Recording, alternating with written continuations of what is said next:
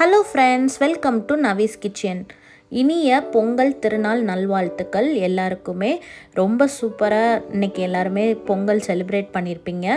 நான் இன்றைக்கி பொங்கலுக்கு நான் சக்கரை பொங்கல் வீட்டில் பண்ணியிருக்கேன். இந்த சக்கரை பொங்கல் நான் கேஸ் ஸ்டவ்லேயே பொங்க பானை வச்சு பண்ணியிருக்கேன். எல்லாருமே பொங்க பானை வச்சு பண்ணால் ரொம்ப கஷ்டமாக இருக்கும் அப்படின்னு ஃபீல் பண்ணுவீங்க. அதுக்காண்டி தான் இந்த வீடியோ போட்டிருக்கேன். நான் ஸ்டெப் பை ஸ்டெப்பாக ரொம்ப ஈஸியான மெத்தடில் நான் உங்களுக்கு சொல்லித்தரேன். ரொம்ப ஈஸி தான், நீங்களும் பண்ணிக்கலாம். வாங்க வீடியோவில் பார்க்கலாம். நம்ம பொங்க பானையை ரெடி பண்ணிடலாம். நல்லா பொங்க பானையை கழுவிட்டு இந்த மாதிரி மஞ்சள் கலங்கெல்லாம் கட்டிட்டு திருநார மஞ்சள் குங்குமம் எல்லாம் தடவி வச்சாச்சு. இப்போ நம்ம அரிசியை கலனி பிணையறதுக்கு முன்னாடி அரிசியை அளந்து எடுத்துடலாம்.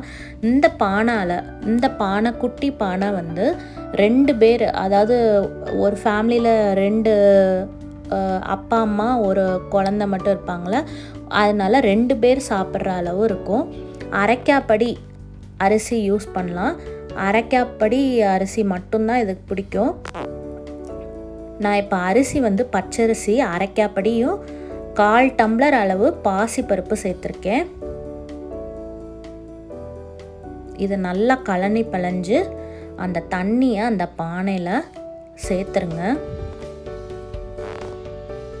தண்ணி குடிக்கிற தண்ணி யூஸ் பண்ணுங்க. அப்பனா தான் நம்ம பானையில் சேர்க்குறோம்ல.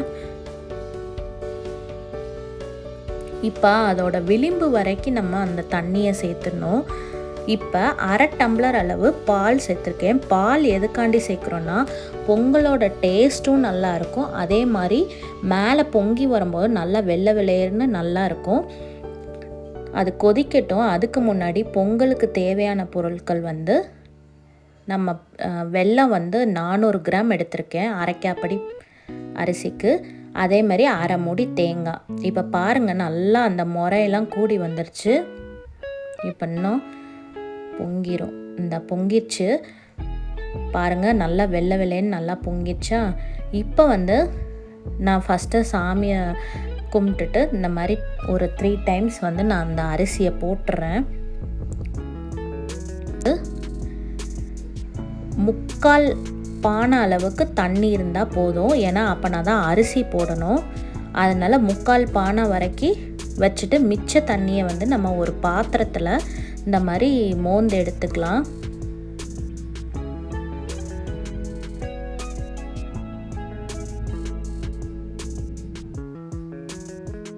இந்த மாதிரி மோந்து எடுத்துக்கோங்க. தேவைப்பட்டுச்சுன்னா கொஞ்சம் கொஞ்சமாக அப்புறம் நீங்கள் சேர்த்து வேக வச்சுக்கலாம். ஃபஸ்ட்டே இப்போ நம்ம அரிசி போடும்போது அப்புறம் எல்லா தண்ணியும் வெளியே தான் வந்துடும். அதனால நம்ம 3/4 பானை வரைக்கும் இப்போ 3/4 பானை வச்சாச்சு. இப்போ நம்ம அரிசி கழுவி வச்சதை அதில் சேர்த்துடலாம். அரிசியும் பருப்பையும்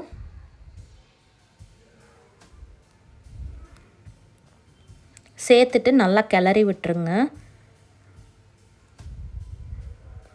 ஸ்டவ்வை இனிமேல் லோ ஃப்ளேம்லேயே வச்சுருங்க. ஃபஸ்ட்டு ஸ்டவ் ஹை ஃப்ளேமில் வச்சுருக்கணும். இப்போ ஸ்டவ்வை லோ ஃப்ளேம்லேயே வச்சுருங்க.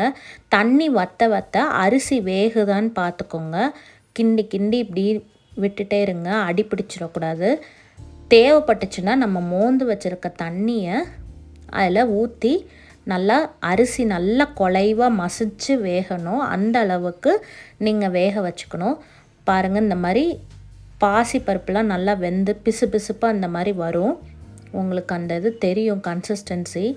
இப்போ நசுக்கி பார்த்தீங்க அப்படின்னா நல்லா அமுங்கணும். பார்த்தீங்களா, உங்களுக்கு நல்லா பாசிப்பருப்பு அரிசிலாம் நல்லா குலைவாக வெந்துருச்சு, பிசு பிசுப்பாக இருக்குது.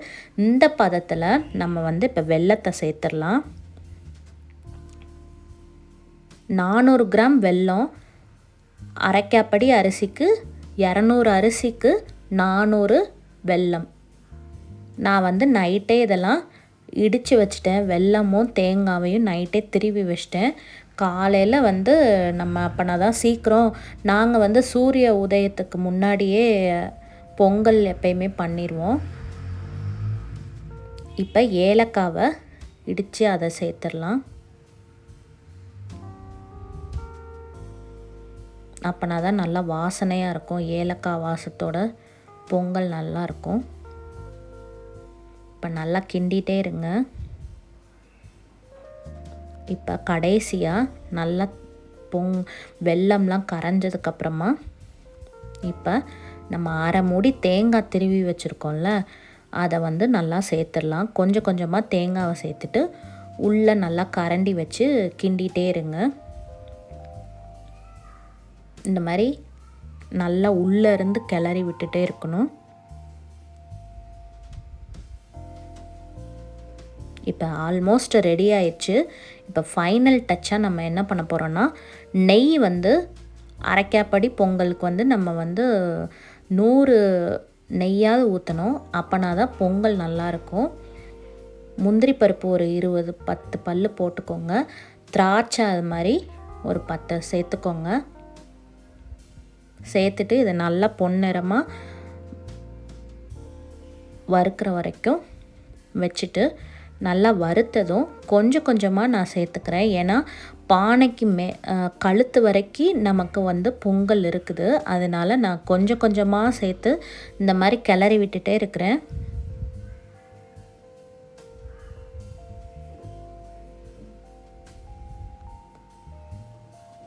எல்லா முந்திரி பருப்பு நெய்யெல்லாம் சேர்த்து இந்த மாதிரி நல்லா கிளறி விட்டுருங்க.